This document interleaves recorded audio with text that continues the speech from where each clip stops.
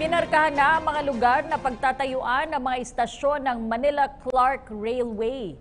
Sa ilalim ng proyektong ito, bibilis ang biyahe mula Maynila patungong Clark ng 55 minuto mula sa dating 2 oras.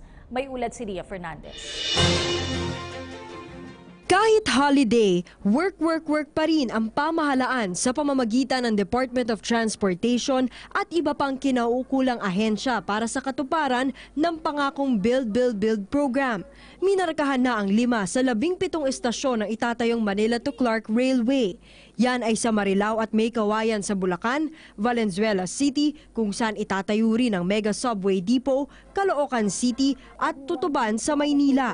Ang ibang istasyon bukod sa mga ito ay Solis, Bukawe, Balagtas, Giginto, Malolos, Kalumpit, Apalit, San Fernando, Angeles, Clark International Airport at ang proposed new Clark City. 1890s nang itayo ang kauna-unahang PNR station at dito yan sa Tutuban. Makalipas ang 130 taon, muling bubuhayin ng pamahalaan ang dating sigla ng lumang train system. Kabilang rito ang pagtatayo ng PNR North Railway Project na magkokonekta sa Maynila at Clark, Pampanga kung saan bababa ang travel time mula sa 2 oras sa 55 minuto. Popondohan ng pamahalaan ang 106-kilometer railway project ng 255 billion pesos sa tulong ng Japan. Magsisimula ang konstruksyon sa huling bahagi ng taon at inaasahang matatapos taong 2021. Pero kung sa Transportation Secretary Arthur Tugade ang tatanungin, Mr. Ambassador, you said, while we want build, you want assist. I will beg them and move them to finish this project not in 2021 but in 2020. Okay lang?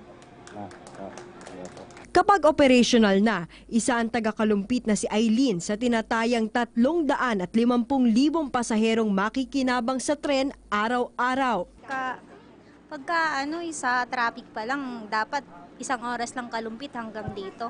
Minsan inaabot ng 2 hanggang 3 oras. Di pag may PNR na, di mas madali na. Maliban sa ginhawa mula sa masikip na daloy ng trapiko, kaunlaran din ang dala ng proyektong ito, partikular sa gitnang Luzon. Para sa Bayan, Ria Fernandez.